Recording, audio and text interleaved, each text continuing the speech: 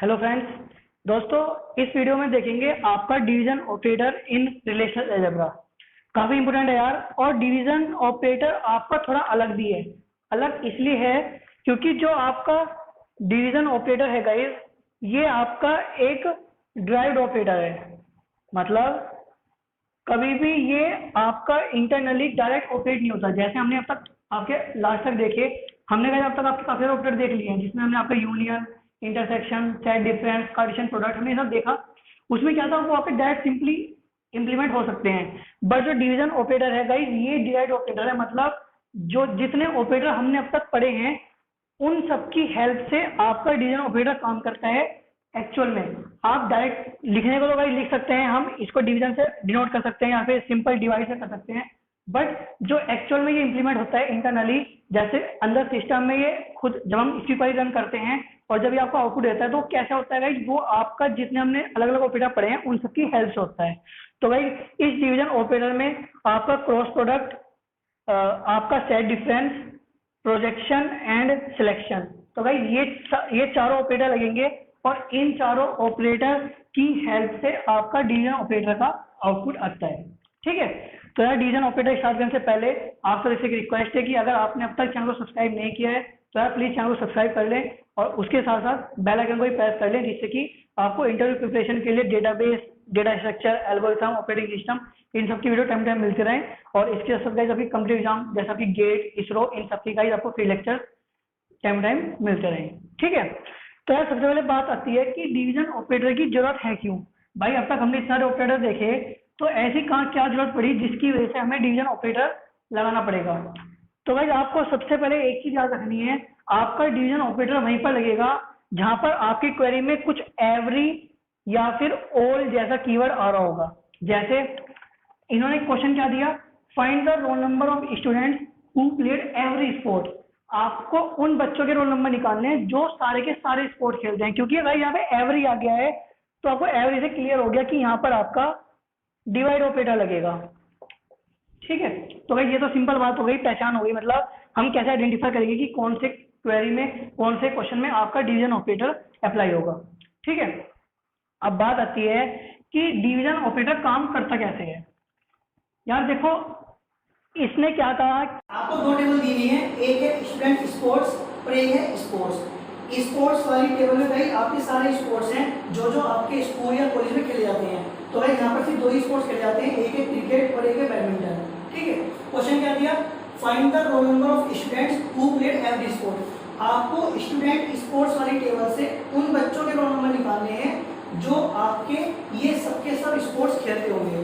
तो आप खुद देखो इस टेबल से डायरेक्ट कि ऐसे कौन कौन से रोल नंबर हैं जो आपका बैडमिंटन भी खेलता है और क्रिकेट भी खेलता है। तो यार आपको दिखा कि आपका सिर्फ एक रोल नंबर 2 ऐसा है जो कि क्रिकेट भी खेलता है और बैडमिंटन भी खेलता है।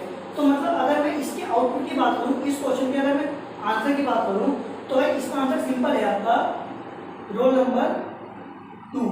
ठीक है। अब आपको ये क्लियर हो गया कि इस क्वेश्चन का आंसर डायरेक्ट रोल नंबर 2 है। और ये यहाँ पर हमें जो कि एवरी आया तो इसलिए क्या हमें यहाँ पे डिवीजन ऑपरेटर अप्लाई करना पड़ेगा। अब क्योंकि मैंने बताया कि डिवीजन ऑपरेटर को हम डिराइव करते हैं, अलग अलग ऑपरेटर क्या है तो देखते हैं उसको हम डिराइव करेंगे कैसे। भाई देखो, सबसे पहले मैं उसके लिए क्या करूँगा, जिस टेबल से आपको डेटा फाइंड करना है, भाई मुझे रोल नंबर निकालने स्टूडेंट्स के, तो मुझे कौन सी टेबल से मिलेंगे, इस वाली टेबल से, स्टूडेंट स्पोर्ट्स से। तो पहले मैं क्या करूँगा, पहले मैं इस टेबल से जो चीज में निकालनी है पहले मैं उसी चीज को प्रोजेक्शन कर लूंगा, मतलब उन सबको फैच कर लूंगा। तो मैं कैसे कर लूंगा, पाई roll number of student sports. जब आपने इतना लिखा तो इससे क्या हुआ, जो स्टूडेंट स्पोर्ट्स वाली टेबल में रोल नंबर थे आपने सारे के सारे डिफरेंट रोल नंबर को फैच कर लिया। तो इसका आउटलायर क्या होगा, इसका आउटलायर है आपका 1, 2 एंड 4। मैंने आपको बताया था, जब आपको याद होगा कि जब हम प्रोजेक्शन अप्लाई करते हैं तो आपकी डुप्लीकेट वैल्यूज नहीं आती, क्योंकि यहाँ पे रोल नंबर 2 दो बार लिखा था तो भाई आपका आउटपुट सिंपल एक ही बार आया। तो 1, 2 एंड 4 में 3 रोल नंबर मिलेंगे। ठीक है। अब मैं क्या करूँगा, मैं इसको जो कि दूसरी वाली टेबल है, मतलब जिसमें आपको बोला कि एवरी स्पोर्ट्स, तो जो आपकी स्पोर्ट्स वाली टेबल है जहाँ पे सारे के सारे स्पोर्ट्स है, मैं उस वाली टेबल से इसका कर दूंगा पार्टीशन प्रोडक्ट, या फिर आप बोल सकते हो सिंपल क्रॉस प्रोडक्ट। तो मतलब अब मैं इसका करूँगा भाई इनटू ऑल स्पोर्ट्स वाली टेबल से, ठीक है। तो जब मैं इसका क्रॉस प्रोडक्ट करूंगा इस टेबल से, तो इसका आंसर क्या आएगा? मैंने आपको लास्ट वीडियो में बताया था। अगर आपने कहीं आपको ये नहीं पता, अगर इसमें कंफ्यूज हो कि हम पार्टीशन प्रोडक्ट कैसे अप्लाई करते हैं, तो आपको ऊपर आई बटन में लिंक दिया हुआ है वीडियो का, उस वीडियो को चेक करें। देन गाइस आप दोबारा इस वीडियो को आकर देखें, आपको क्लियर हो जाएगा कि ये आपका काम करता कैसे है। तो यार जब मैं इसका पार्टीशन प्रोडक्ट अप्लाई करूंगा तो होगा क्या, ये वाली रो इन सबसे मल्टीप्लाई होगी, ये वाली इन सबसे होगी और ये वाली इन सबसे होगी। तो मतलब आपकी टेबल में गाइस दो आउटपुट आ जाएंगे। क्या आएगा? एक आएगा यार आपका रो नंबर और एक आएगा आपका स्पोर्ट्स, ठीक है। अब रो नंबर आपका 1 2 एंड 4 था, पहले 1 के लिए आपने बैडमिंटन लिखा। भाई जब कार्टेशियन प्रोडक्ट करते हैं तो मैंने क्या बताया था कि Cartesian product is basically a ordered pair of every set in which the first element of a pair comes from the first set and the another element comes from the another set, ठीक है। Guys मैंने इसको आगे video में काफी अच्छे से explain करा था कि यहाँ पर कार्टेशियन प्रोडक्ट काम करता कैसे है। अब गाइस यहाँ पे आएगा 1 क्रिकेट, फिर 2 badminton cricket and 4 badminton and cricket. Guys ये आउटपुट हो गया आपका इतनी क्वेरी का, ठीक है। गाइस ध्यान से समझना है, एक एक स्टेप को काफी आराम से समझा रहा हूँ। सबसे पहले मैंने जो चीज मुझे मेन प्रोजेक्ट करनी है, पहले मैंने उसी को प्रोजेक्ट करा, देन उसके बाद मैंने उसका क्रॉस प्रोडक्ट करा दूसरे टेबल से, ठीक है। तो आपको ये आउटपुट आ गया। अब मैं क्या करूंगा, मैं इस टेबल में से इस वाली टेबल को माइनस कर दूंगा। ऐसा क्यों? क्योंकि यार जब मैंने पार्टीशन प्रोडक्ट करा तो मुझे क्या मिल गया, मुझे बेसिकली मैंने हर स्टूडेंट की हर स्पोर्ट से मल्टीप्लाई कर दी। अब मैं माइनस करूंगा इसको इस वाली टेबल से, तो मतलब गाइस मैंने क्या लिखा है यहाँ पे, माइनस आपका स्टूडेंट स्पोर्ट्स। इस क्वेरी को यार मैं दोबारा लिख दूंगा, अभी थोड़ी ज्यादा जगह कम है इस वजह से बस समझ से चलना, मैं लिख के आ रहा हूँ। देन इसको मैं दोबारा खोल के लिख दूंगा जिससे आपको क्लियर हो जाए कि क्या क्या इसकी क्या आंसर है। अब जब मैं इसमें से इसको माइनस करूंगा तो मैं आपको बता रहा जब हम सेट डिफरेंस अप्लाई करते हैं तो a माइनस बी मतलब वो डेटा आपका a में होगा और b में नहीं होगा। तो मतलब आपको जब मैं इसमें से इसे माइनस करूंगा तो आपको देखना है ऐसा कौन सा डेटा है जो इसमें है और इसमें नहीं है। अब देखो 1 बैडमिंटन इसमें है और इसमें भी है, तो मतलब ये अब कट जाएगा यहाँ से। 1 क्रिकेट इसमें नहीं है, 2 बैडमिंटन इसमें है, ये कट गया। 2 क्रिकेट भी इसमें है तो ये भी कट गया। 4 बैडमिंटन इसमें नहीं है, रहने दो।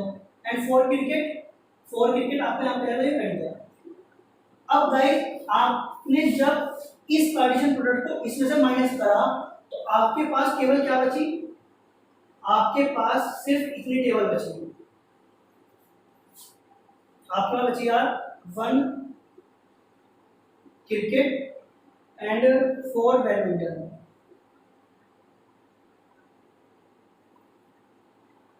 ठीक है, टेबल बची। अब आप ऐसे खुद देखो इस टेबल में जो ये रोल नंबर्स हैं ये वो रोल नंबर हैं जिन्होंने सारे के सारे स्पोर्ट्स में एनरोल या जो सारे के सारे स्पोर्ट्स आपके नहीं खेलते। भाई देखो 1 और 4 आपको पता है कि इस टेबल में सिर्फ रोल नंबर 2 ऐसा है जो सारे के सारे स्पोर्ट्स खेलता है और मेरे पास रोल नंबर थे कितने, 3, 1 2 एंड 4। तो बचे कौन से, 1 एंड 4। यहाँ से 4 रोल नंबर मिल गए मुझे जो सारे सारे स्पोर्ट्स नहीं खेलते। तो मैं इस रिजल्ट में से क्या निकालूंगा, मैं गाइस अपने रोल नंबर को निकालूंगा यहाँ से। मतलब मैंने गाइस पाई क्या कर दिया यहाँ से तुम्हारे रोल नंबर, ठीक है। तो गाइस मुझे इसका आउटपुट क्या मिल गया, सिर्फ इतना, ठीक है। अब मैं गाइस लास्ट स्टेप आपको सिंपल सा करना है, आपको इस वाली टेबल से सारे के सारे रोल नंबर निकाल के इसमें से माइनस करने हैं। तो आपको क्या मिल जाएगा, आपको वे रोल नंबर मिल जाएंगे जो इसमें है और इसमें नहीं है। जब जो रोल नंबर इसमें होंगे और इसमें नहीं होंगे इसका मतलब वे वो रोल नंबर होंगे जिन्होंने सारे के सारे स्पोर्ट्स जो लोग खेलते हैं, ठीक है। तो यार अब बताता हूँ, जब मैं इसमें से सारे रोल नंबर निकालूंगा तो आउटपुट क्या आएगा 1 2 4 और जब मैं इसमें माइनस करूंगा तो इसका आउटपुट क्या आएगा फाइनली रोल नंबर 2, ठीक, समझ आया? तो अब मैं इस पर दोबारा लिख देता हूँ जिससे आपको बिल्कुल क्लियर समझ में आ जाए कि ऐसा मैंने कैसे करा है सब चीजें। ठीक है, the pi number of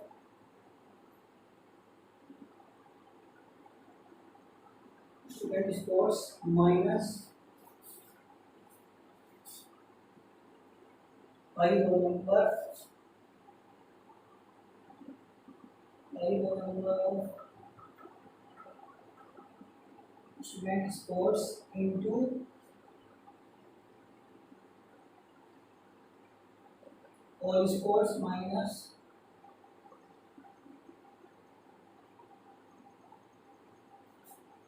student sports।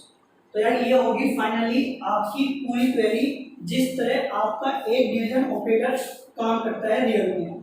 ठीक है, तो आपने क्या देखा यहाँ पे, आपका गाइस यहाँ पे कंपैरिजन प्रोडक्ट भी लगा है, आपका यहाँ पे डिफरेंस भी लगा है, हमने गाइस यहाँ पे प्रोजेक्शन भी अप्लाई करा है। ठीक, तो क्योंकि जो डिवीजन ऑपरेटर था वो बेसिकली आपका 3 ऑपरेटर से मिलकर आपका आउटपुट आया, तो इसलिए मैंने इसको क्या बोला डिराइव्ड ऑपरेटर, मतलब जो आपके फंडामेंटल ऑपरेटर थे ये सब, इनकी हेल्प से आपने डिवीजन ऑपरेटर को आंसर निकाला। ठीक है, हम रिलेशन अलजेब्रा की क्वेरी में डायरेक्ट लिख देते हैं कि जैसे स्टूडेंट स्पोर्ट्स वाली टेबल से डेटा निकालना है तो student sports divide by sports, but actually में रियल में ऐसा इंप्लीमेंट नहीं होता, बस सिर्फ ये रिलेशन अलजेब्रा में लिखने में तरीका है, बट इंटरनली भाई कंप्लीट ऐसे इंप्लीमेंट होता है। और कभी भी मैक्सिमम केस में क्या होता है, अगर किसी कंपनी एग्जाम में या फिर आपको किसी भी और एग्जाम में कोई क्वेश्चन मिल रहा है डिवीजन का, तो कुछ ऑप्शन देता है, आपको देखना पड़ता है कि कौन सी क्वेरी आपकी सेम इस तरह लिखी है, तो आप उसको आइडेंटिफाई कर सकते हो। अगर आपको ये पूरी ढंग से समझ में आ गई, मैंने एक एक चीज को अच्छी तरह समझने की कोशिश करी है, अगर नहीं समझ में अगर दोबारा वीडियो देखो आपको पक्का बिल्कुल समझ में आएगा कि कैसे आपकी ये क्वेरी काम कर रही है। राइट, ये मत सोचना कि कितनी बड़ी है या कैसे एग्जीक्यूट बड़ी है, मैंने स्टेप बाय स्टेप करके दिखाया है और मैंने उसी को बाद में एक कंप्लीट क्वेरी के फॉर्म में लिख दिया। तो अगर आपको ये चीज समझ आ गई तो आपको बिल्कुल क्लियर समझ आ गया बेसिकली कि डिवीजन ऑपरेटर काम करता कैसे है। यार डिवीजन ऑपरेटर इतना इंपॉर्टेंट है, उसे बताऊं तो आगे बच्चों को इसमें डाउट रखते हैं कि हमें समझ नहीं आया डिवीजन ऑपरेटर काम करता कैसे, कैसे उसका आउटपुट निकलता है। तो यार ये था एक्चुअली पूरा फंडा डिवीजन ऑपरेटर का कि किस तरह वो एक्चुअल में आपका करता काम है। ठीक है, तो यार इस इतने विषयों में इतने रहते हैं, इतना आप इस सबको बहुत ध्यान से समझें कि कैसा आपका डिवीजन ऑपरेटर काम कर रहा है। देन नेक्स्ट सेशन में कुछ और आपके ऑपरेटर देखेंगे रिलेशन अलजेब्रा में जो काफी इंपॉर्टेंट है। तो इस वीडियो में इतना रखते हैं, मिलते हैं फिर नेक्स्ट वीडियो में, तब तक के लिए बाय।